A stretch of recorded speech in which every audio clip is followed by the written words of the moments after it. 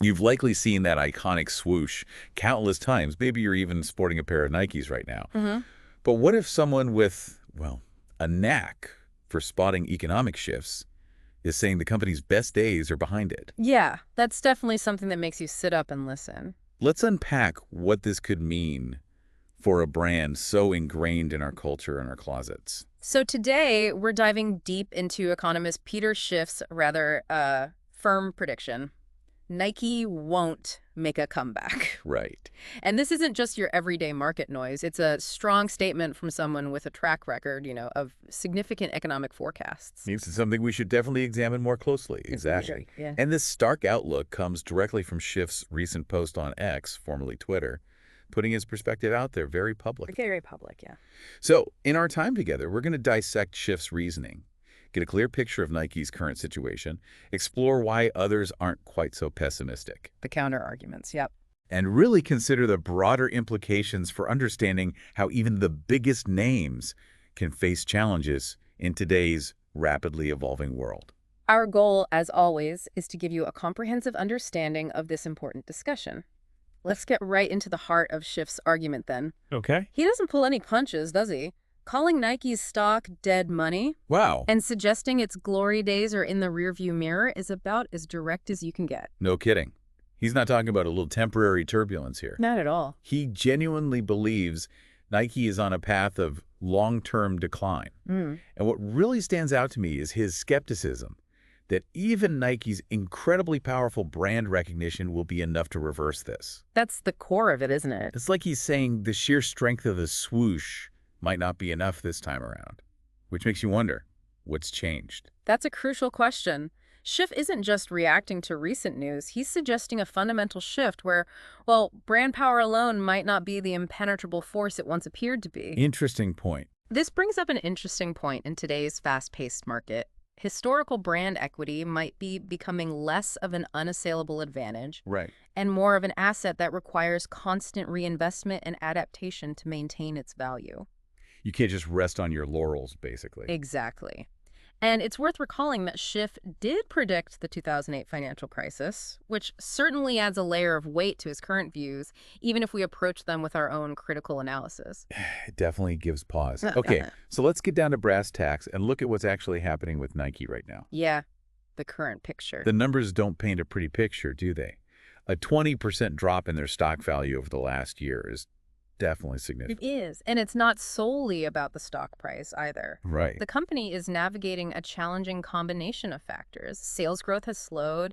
They're still dealing with disruptions to their supply chain. Still. Wow. Yeah, which can mean delays in getting those new sneakers you're waiting for, and the athletic wear market is incredibly competitive. More than ever, it feels like, with new brands popping up all the time. All the time. It's fierce out there. And this is where Schiff introduces this concept of a value trap. For someone who might see that stock drop as a buying opportunity, what exactly does he mean by that term? Okay, so a value trap, basically, it occurs when a stock looks cheap, like it's undervalued based on the usual financial metrics. No. But the underlying business actually has fundamental problems that will likely prevent any significant recovery. So it looks like a bargain, but it's actually trapped. Precisely. Schiff's argument is that despite the seemingly lower price, Nike is facing these deep-rooted issues that won't be fixed easily. And in his analysis, what are those core issues? What's causing this weakening of Nike's core identity, as he puts it? Well, Schiff posits that Nike's once dominant position in sports and streetwear culture is eroding. Eroding. Strong word. It is. He believes the market is evolving at such a rapid pace and consumer preferences are shifting so quickly that Nike is struggling to keep up. Like what kinds of shifts? Think about the rise of athleisure brands. A clothing designed for sports but worn everywhere. Yeah. Lululemon, others. Exactly. Brands with different styles and focuses. Plus, there's the growing consumer emphasis on sustainability and just the speed at which trends now emerge and fade, often driven by social media. So it's not just about having the most famous athletes anymore. It seems not, or at least that's not the only thing anymore. That makes a lot of sense. It's not just about the logo these days. He also pointed to specific factors, like the rise of new competitors, We mentioned those, yeah. changing consumer habits, and even some missteps in their strategies for growing internationally. Mhm. Can you elaborate on those a bit? Sure. Regarding new competitors, we're seeing brands that are perhaps more agile, maybe nimbler. They can directly target niche markets or capitalize on very specific trends much faster than a huge organization like Nike sometimes can. Right, they can pivot quicker. Exactly. Then shifting consumer habits could include, say, a greater focus on overall health and wellness beyond just traditional team sports. So maybe people want different types of gear. Could be. Leading people to prefer different types of athletic or lifestyle apparel. And when it comes to international growth, it's possible Nike has faced challenges in adapting its products, its marketing, its distribution to the unique cultural and economic landscapes of different regions around the world. It's complex. It's a global minefield sometimes. But, of course, as our sources indicate, not everyone is sounding the alarm bells for Nike. No, definitely not. There's another side to this. There are still many analysts who remain optimistic about the company's future. What are the key reasons for their positive outlook? Well, the generally optimistic perspective from Wall Street is that Nike remains a global leader. You can't deny that. Yeah. They have incredibly strong brand loyalty built up over decades. They highlight the company's significant financial resources, its deep pockets, basically, Right. and its proven long-term potential to adapt and innovate. The argument here is that the current difficulties are more temporary. So, linked to the broader economy, maybe. Mhm. Part of the cycle. Exactly. Linked to broader economic cycles rather than a sign of a permanent decline. That's the optimistic view. So they see this more as a passing storm rather than a fundamental shift in Nike's position. Precisely. They believe Nike possesses the underlying strengths, the brand, the resources, the history to weather these challenges and ultimately recover. And what specifically do they point to? Their optimism often centers on Nike's ongoing ability to innovate in product design and technology. Think about their advancements in shoe tech, for example, Flyknit, Air, all that stuff. They're always working on the next big thing there. Always. Plus, leveraging its powerful and high-profile partnerships with elite athletes, which is still a huge asset. Can't argue with that roster. And crucially, effectively connecting with younger generations, particularly Gen Z, who have significant purchasing power and really drive trends. So innovation, athletes, and youth culture. That's the bull case. That's a good summary, yeah. And what about Nike itself? Have they publicly addressed these concerns? Are they projecting an image of confidence in their ability to bounce back? The information we have suggests a tone of acknowledgement rather than outright panic from Nike. They have admitted that they are in a period of transition.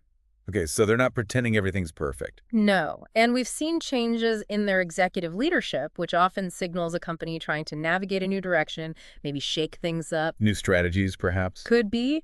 They're also emphasizing a renewed focus on selling directly to consumers through their digital channels, DTC. Direct to consumer, yeah. That's a big trend everywhere. It is. It's a key strategy for many brands looking to have more control over their sales and build stronger relationships with you, the customer. More data, more control. Makes sense. So they aren't dismissing the challenges, but they are framing them as part of an ongoing evolution and strategic adjustment. Okay, so we have this pretty strong prediction of decline from Schiff on one side, The bear case. and then a more hopeful outlook from analysts, along with Nike's own narrative of a transition on the other. The bull case and the company line. It's clear that this discussion goes beyond just whether Nike's stock price will go up or down.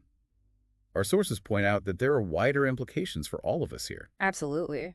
This debate really serves as a compelling case study in just how vulnerable even the most seemingly invincible brands can be in today's dynamic market. Right. Even the giants aren't immune. Schiff's prediction really taps into a broader unease that many of us feel about whether these long-established companies can truly adapt and thrive in a world that is changing so incredibly rapidly. It really highlights that anxiety we see around legacy companies, doesn't it? It does. We've seen other giants in various industries stumble when faced with rapid innovation and quickly shifting consumer preferences. Think Blockbuster, Kodak. Exactly. And the term perfect storm has been used in this context, which I think is quite fitting. A perfect storm. How so? Well, many companies, not just Nike, are currently dealing with the combined pressures of inflation impacting how much consumers are willing and able to spend. People are watching their wallets. Definitely. Plus, significant shifts in how people shop more online, different priorities and what they prioritize, and